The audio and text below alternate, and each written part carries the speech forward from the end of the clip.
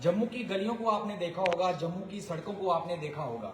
जब भी वो टूटती हैं, जहां नई सड़कें बनानी होती हैं, तो ठेकेदार ही काम आते हैं।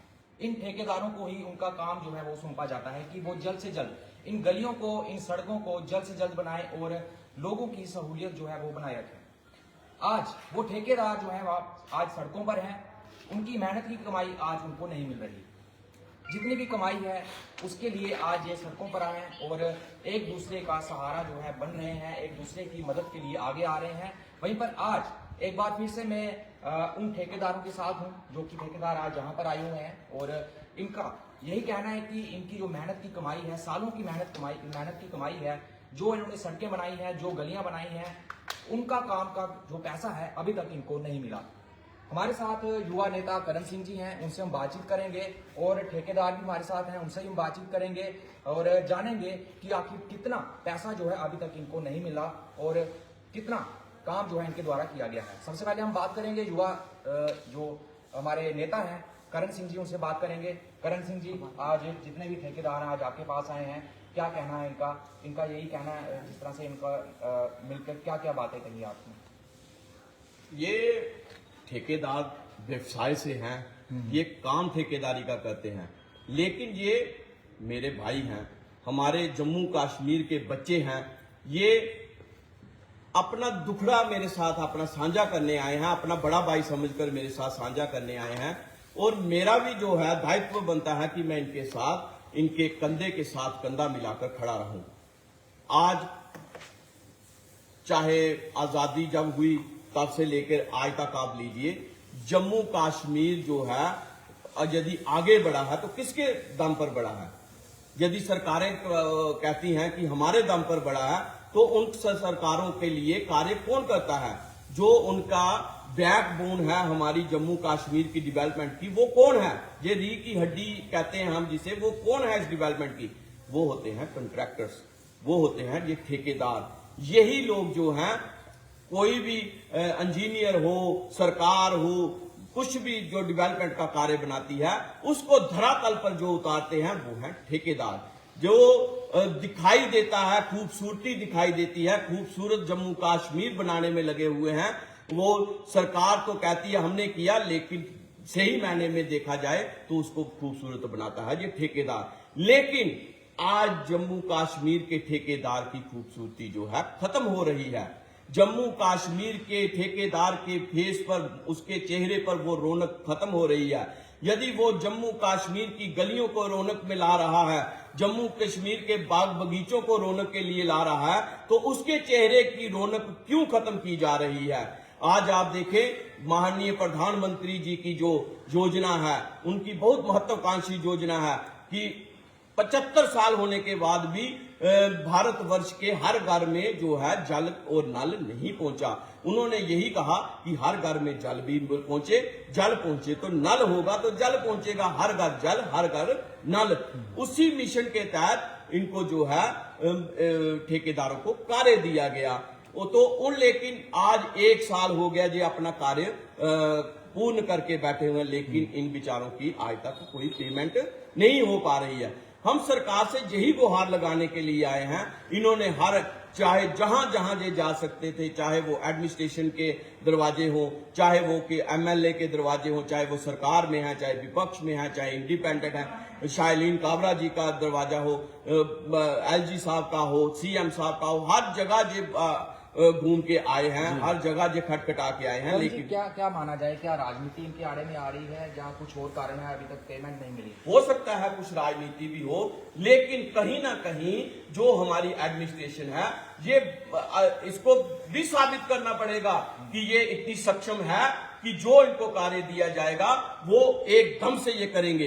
लेकिन जब ये कार्य नहीं हो पाएगा तो उंगली तो एडमिनिस्ट्रेशन पे उठेगी ना। इसका मतलब यदि इनकी पेमेंट नहीं आ पा रही है तो ये ऊपर सेंट्रल सरकार को बताने में नाकाम है कि जो है काम हमने इन ठेकेदारों ने पूर्ण कर लिया है। जम्मू कश्मीर की जो सरकार है इससे सेटिस्फाई है और इनकी पेमेंट रिलीज की जाए। कहीं ना कहीं ये जो एडमिनिस्ट्रेशन है ये उनको पूर्ण रूप से बताने में और वहां से पेमेंट जो है रिलीज कराने में कमजोर हो रही है। इसलिए मेरी एडमिनिस्ट्रेशन से भी गुहार है कि हम जो है यदि जम्मू कश्मीर का जी जनता जो है वो जो है इंटेलिजेंट है, तो आप एडमिनिस्ट्रेशन के लोग हमसे ज्यादा इंटेलिजेंट हैं। तो इसलिए ये जम्मू कश्मीर के नाम पर दब्बा लगता है जब एडमिनिस्ट्रेशन को लोग कमजोर कहते हैं कि ये हमारी एडमिनिस्ट्रेशन जो है निकम्मी है। इससे हमारा सिर भी झुकता है। हमारी एडमिनिस्ट्रेशन के लोग बैठे हैं, पढ़े लिखे हैं, ये काम करवा सकते हैं, काम करवा के इनको दीजिए। हमारे साथ ठेकेदार भी मौजूद हैं जो कि आज यहाँ पर आए हुए हैं अपनी परेशानियां लेकर। उनसे हम बातचीत करेंगे। सर, क्या नाम है आपका?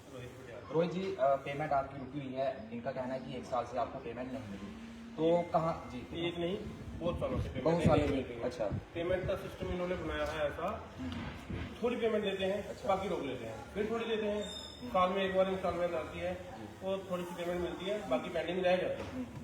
उस हिसाब से मेरे अभी 21-22 के सब पैसे लेने वाले हैं, 22-23 के लेने वाले हैं, फिर 23-24 के लेने वाले हैं। तो किस तरह से आप मैनेज कर लेते हैं, क्योंकि आपका पैसा इतना रुका हुआ है, अभी भी आप मैनेज कर रहे हैं, अभी भी आप क्या काम कर रहे हैं वहाँ पर, क्या इस तरह से कॉन्टेक्ट? जो घर में हमारे पास पैसा था वही लगा के मैंने किया है सब कुछ। हमने अपनी पेमेंट लगाई, हम इनके फाइनेंसर हैं, ये हमें काम देते हैं करने के लिए, हम काम कर देते हैं। उसके बाद फिर हम अपना पैसा लेने के लिए भीख मांगते हैं कि दे दो भाई, पेमेंट दे दो। अब कसूर हमारे अफसरों का भी नहीं है, वो आगे वालों को बताते हैं, उनकी भी कोई सुनवाई नहीं है। हमारी तो छोड़ो, हम अपने अफसरों से पेमेंट मांगेंगे। मैं म्यूनसिपलिटी में काम करता हूँ, मैं अपने एक्शन से मांगूंगा, अपने कमिश्नर से मांगूंगा, उनकी सुनवाई नहीं है आगे। उनको भी पैसा नहीं आता, बोलते हैं कि सेंटर से पॉलिसी है, सेंटर से इंस्टॉलमेंट आएगी। अब सेंटर की इंस्टॉलमेंट कब आएगी वो उनको भी नहीं पता। क्या आपको लगता है तानाशाही चल रही है क्या? तानाशाही की बात नहीं है, कोई समझने वाला ही नहीं है, ना तो कोई समझना चाहता है, ना कोई समझने वाला है, ना कोई समझाने वाला है। बस प्रॉब्लम ये है सर, ये है कि कोई एक दूसरे को देखभाल करने वाला नहीं है, जो मर्जी हो।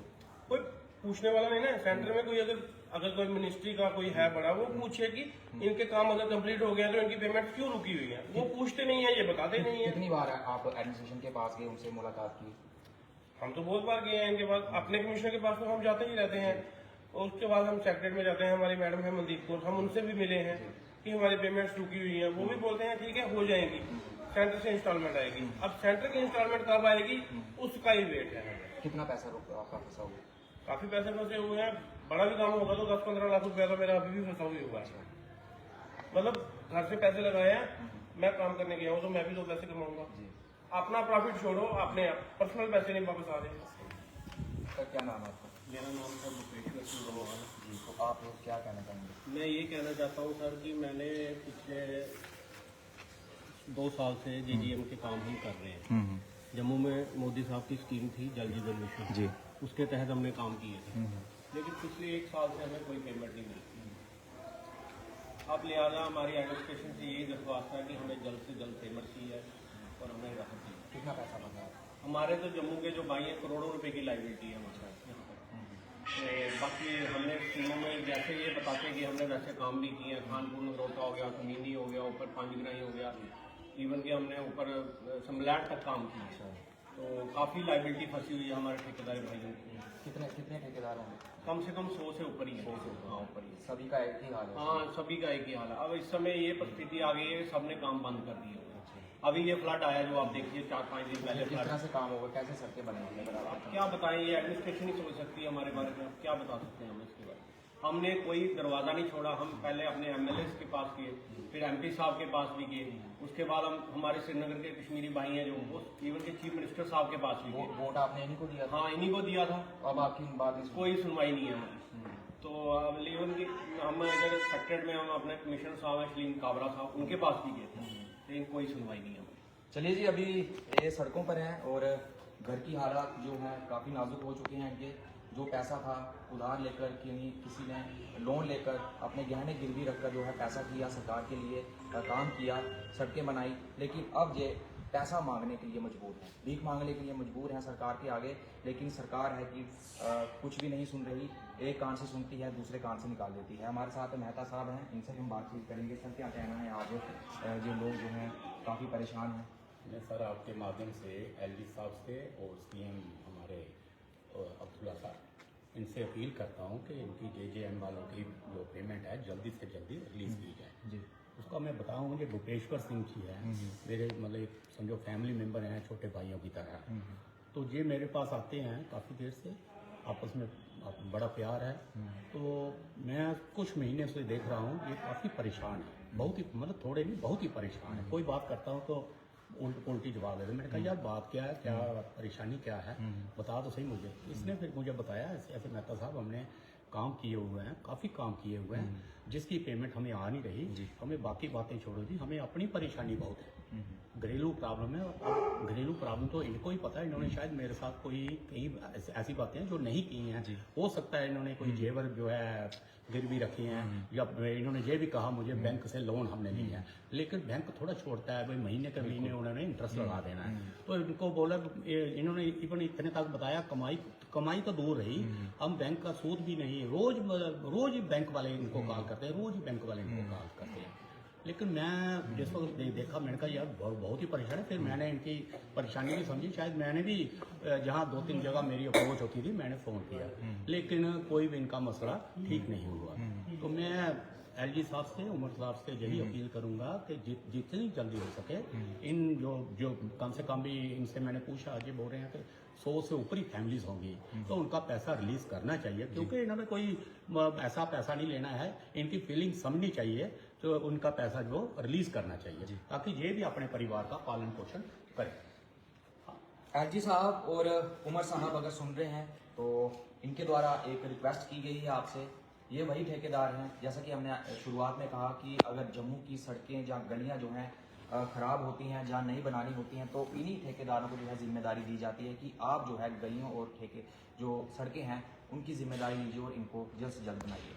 अब इन्होंने वो सड़कें भी बनाई, पिछले 5 साल से लगातार काम कर रहे हैं, अगर कहीं भी प्रॉब्लम आती है तो इनको जिम्मेदारी दी जाती है। अपने घर का पैसा लगाया, अपने गहने बेचे और ना जाने किस तरह से लोन लेकर इन्होंने ये काम कंप्लीट किए, लेकिन अब ये सड़कों पर हैं और सरकार से गुहार लगा रहे हैं कि जल्द से जल्द इनका जो पैसा जो पेंडिंग है वो रिलीज़ किया जाए, ताकि घर का गुजारा कर सकें, जो लोन लिया है बैंक से वो जल्द से जल्द दे सकें। जिस तरह से हमने बात की, काफ़ी दुखी दिखाई दिए, जिस तरह से 100 ठेकेदार हैं जम्मू में, उनका भी पैसा पूरी तरह से अभी तक कंप्लीट जो है नहीं आया हुआ, पेंडिंग पड़ा हुआ है। एक बार फिर से मैं प्रशासन से यही रिक्वेस्ट करना चाहता हूँ इनकी तरफ से कि अगर आप जो है जल्द से जल्द उनका पैसा जो है पेंडिंग रिलीज़ कर दीजिए।